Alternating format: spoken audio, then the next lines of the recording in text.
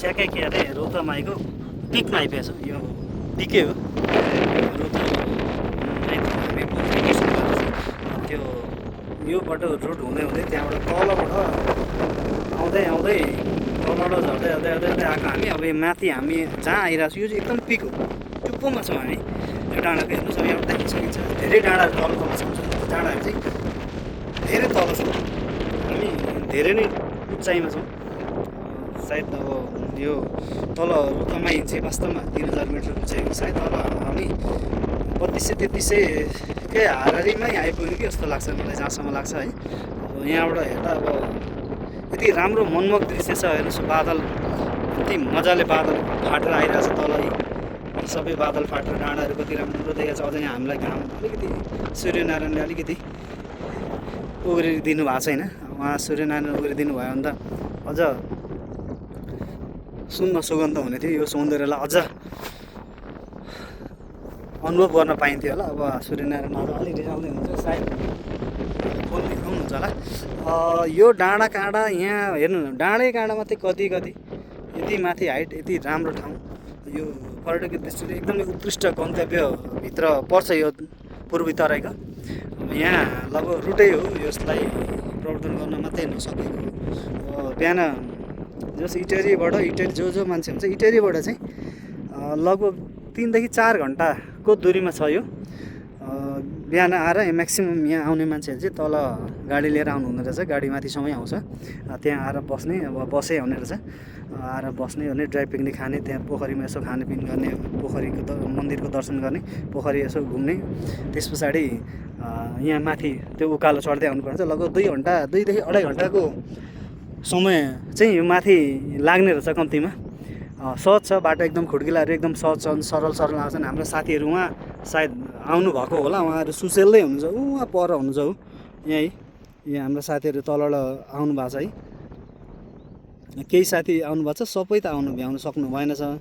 हामी 7 जना आएकोमा 2 जना हामी दाजु यहीँ छौँ, बाँकी 4 जना यहाँ आउनुहुन्छ। त्यो 2 जनाहरू अब अन्य जो हामी जस्तै घुम्न आउनु भएको हो, उहाँहरू यहीँ आउने क्रममा हुन्छ, आउँदै हुनुहुन्छ।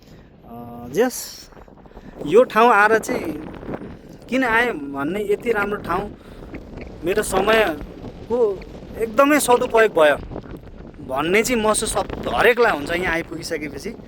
अब यो पूर्वका गन्तव्यहरू धेरै छन्, पाथेपारा, अब तिनजुरी, बसन्तपुर, अब रमिते डाँडा लगायत धेरै छन्। अब त्यसमध्ये पनि अब पाथेपारा, तिनजुरे, रमिते डाँडा सबै गयो, घुम्यो। यो त्योभन्दा यो अलिकति उत्कृष्टै छ। अब यहाँको ट्रेकिङ रुट एकदम राम्रो छ, सबैजना सहज रूपमा हिँड्न सक्नुहुनेछ। यहाँ माथि डाँडाहरूमा यसरी आएर आनन्दले बसेर खान पनि सक्यो। यहाँको सौन्दर्यलाई चाहिँ एकदमै महसुस गर्ने ठाउँ। यति राम्रो डाँडा काँडा भएको, अब हेर्नुहोस् न यत्रो राम्रो डाँडा काँडा कहाँ यति मजाको यस्तो लेयरको एउटा श्रृङ्खला जस्तो देखिन्छ। त्यति मजाको चाहिँ हाम्रो दाजु पुरै ज्याकेट उडाउँदै हुन्छ यति खुसी भएर। गुराँस फुलेको छ, तलतिर ढकमक्क छ, हामी डाँडामा छौँ, यति हाइटमा छौँ, यस्तो राम्रो ठाउँ। ल हेर्नुहोस् त यति राम्रो यहाँ हेर्नु। ल हेर्नु, योभन्दा राम्रो ठाउँ प्रकृतिलाई निहाल्न पाउने, यति नजिकबाट निहाल्न पाउने ठाउँ सायद हामी कमै देख्न पाइन्छ। अब यो सौन्दर्यलाई मनन गर्नका लागि सबैजना आउनुहोस्, यो ठाउँको प्रवर्धन गरौँ, आन्तरिक पर्यटकलाई प्रवर्धन गरौँ। आफ्नो देशका स्रोत साधन हामीसँग भएको प्रकृति, एउटा पर्यटकीय क्षेत्र, पर्यटनको प्रबल सम्भावना भएको यो ठाउँ मात्रै होइन, हाम्रो पुरै देशभित्रको यो एउटा ठाउँ। हाम्रो प्रधानमन्त्री बालेन्द्र शाहले भन्नुभयो जस्तो बढी मालिका, जुन अछामको बढी मालिका, अब त्यहाँ त म पुग्न पाएको छैन, सायद उहाँ पुगेर त्यो भन्नु होला। अब त्यत्तिकै यो पूर्वको चाहिँ सायद यो बढी मालिका जत्तिकै छ। यतिको यो डाँडा काँडा ट्याक्कै अब बादल माथि हामी सर आइरहेछौँ। अब बादल तल छ, यसरी सर गएको, हामी यहाँ माथि डाँडामा बसिरहेछौँ। यस्तो मनमोहक दृश्य, अब यो हेर्नलाई चाहिँ अब यो सौभाग्य नै चाहिन्छ भन्नुपर्छ, भाग्य भन्दा पनि सौभाग्य चाहिन्छ। यसलाई चाहिँ यो जो कोही पनि आउन सक्नुहुन्छ, यसको यस्तो अवसर चाहिँ नगुमाउनु होला, सबैजना आउनु होला, यो ठाउँलाई प्रवर्धन गरौँ।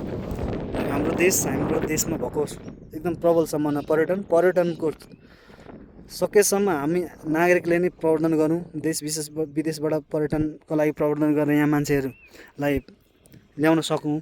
हाम्रो देशको अर्थतन्त्रलाई विकास गर्न सकौँ। एउटा नागरिकले हामीले पुरा गर्नुपर्ने जिम्मेवारीहरू पुरा गर्न सकौँ। हामीलाई साथीहरू आउँदै हुनुहुन्छ, अब आएर हामीलाई बोलाउँदै हुनुहुन्छ, आउँदै हुनुहुन्छ। अब हेरौँ के होला उहाँहरू। हाम्रो दुईजना साथी, हाम्रो दुईजना हिरो, एकजना हुनु दारी र अर्को एकजना राम सर आउँदै हुनुहुन्छ। हाम्रो यो सरको दारी त अब के भन्ने, उहाँको जतिको दारी त यहाँ अब यति मिलेको दारी, यति राम्रो दारी त अब सायदै बाटामा जो कोहीले पनि उहाँलाई सर्लक्क एक नजर हेर्दाखेरि यो मान्छेको दारी भन्छन्। त्यति प्रशंसनीय छ दारी उहाँको। यहाँ आउँदै हुनुहुन्छ। ल आजलाई यति नै। यो ठाउँको प्रवर्धन गर्नमा हामीले खेलेको भूमिका यति नै हो। अझै प्रवर्धन गरौँ। यो भिडियोलाई सेयर गरिदिनुहोस्। यहाँका मानिसहरूलाई यहाँसम्म आउने आकर्षण गरौँ।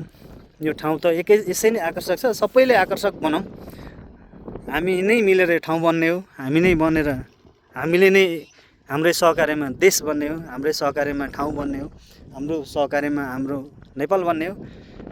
अब चाँडै नै नेपाललाई पर्यटनको उत्कृष्ट गन्तव्यको रूपमा प्रवर्धन गर्नलाई हाम्रो उत्तिकै जिम्मेवारी छ, सबैको जिम्मेवारी छ। हामी पनि एउटा नागरिकको हैसियतले प्रवर्धन गरौँ। एउटा हामी जहाँ जान्छौँ, हाम्रो पर्यटकीय क्षेत्र हाम्रो हामी पूर्वी नेपालीमा बसेका छौँ। हामी पूर्वी पश्चिम जता बसे पनि हाम्रो देशको यो प्राकृतिक स्रोत साधनहरूको प्रवर्धन गर्नलाई हामी लागिरहन्छौँ। आउनुहोस्, घुम्नुहोस्। यो पूर्वको बढीमालिका भन्दा फरक नपर्ने ठाउँ हो। बालेन्द्र शाहज्यूले अछामको बढीमालिका भन्नुभयो, ठिक छ, उहाँको एकदम उत्कृष्ट छ। हामी पनि जान्छौँ हाम्रो देशको त्यो स्थान, र यो पनि हाम्रो पूर्वको बढीमालिका हो। त्योभन्दा कमी छैन। उहाँ हाम्रो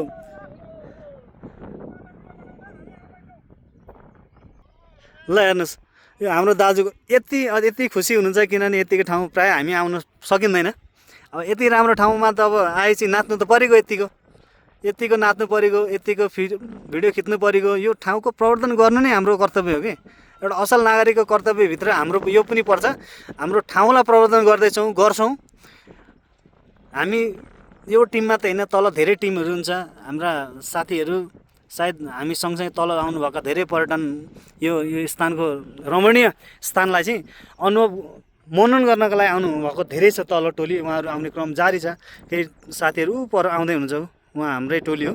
हामी 7 जनाभित्र 3 जना उहाँ आउँदै हुन्छ, 2 जना यहाँ आउँदै हुनुहुन्छ। हामी 2 जना अघि नै आइसक्यौँ। अब यति भनिसकेपछि यो ठाउँको वर्णन गर्न नसकौँला, किनभने अब सौन्दर्यको वर्णन कसरी गर्ने, हरेक कुराहरू मान्छेले मनन गर्ने कुनै कुरा हो। प्रकृतिलाई त प्रकृतिको सौन्दर्य, प्राकृतिक सौन्दर्यको त के बयान गर्न साध्यै नै छैन। त्यही माथि हाम्रो देशको त अब के कुरो छोड्नु। स्विजरल्यान्ड भन्छन्, वास्तवमा स्विजरल्यान्डभन्दा उत्कृष्ट स्थान हाम्रो देश हो।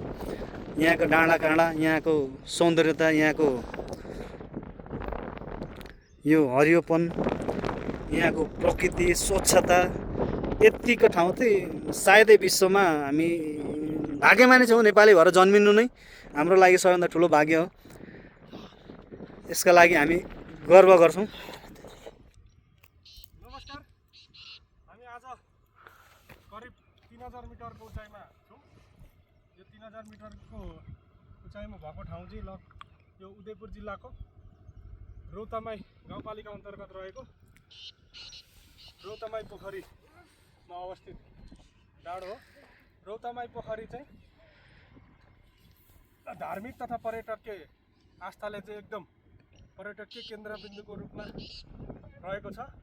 र यहाँको मौसम 12 महिना सधैँ चिसो हुने, मौसम सधैँ कुल हुने, गर्मी याममा विशेष पर्यटकहरूको भिड लाग्ने गरेको छ।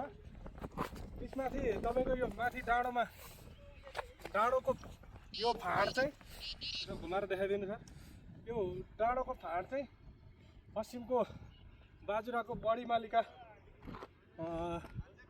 सँग चाहिँ तुलना गर्न सकिने खालको छ। यतिको पर्यटकको हिसाबले एकदमै राम्रो। वरिपरि तपाईँको आज चाहिँ अलि मौसम खुलेको छैन, नत्र मौसम खुल्नु हो भने तराईका फाँटहरू यो डाँडोबाट गाईघाटदेखि लिएर तराईका फाँट अझ मजाले मौसम खोल्दाखेरि तपाईँको इन्डियाको बिरपुरसम्मका फाँटहरू चाहिँ देखिने, सप्तकोशी मजाले देखिने ठाउँ रहेको छ। एकपल्ट चाहिँ धार्मिक आस्थाले पनि एकदमै राम्रो हो र पर्यटककै हिसाबले पनि एकदमै आउनै पर्ने ठाउँ यो रौतपोखरी चाहिँ रहेको छ। धन्यवाद। एउटा नागरिकको कर्तव्य हामीले निभायौँ होइन, यस आफ्नो ठाउँको प्रवर्धन गर्नु यो हाम्रो कर्तव्य हो। यसलाई अझ बढी प्रवर्धन गर्दै जाउँ, देशलाई चाहिँ पर्यटनले एकदमै उत्कृष्ट बनाऊँ। आजलाई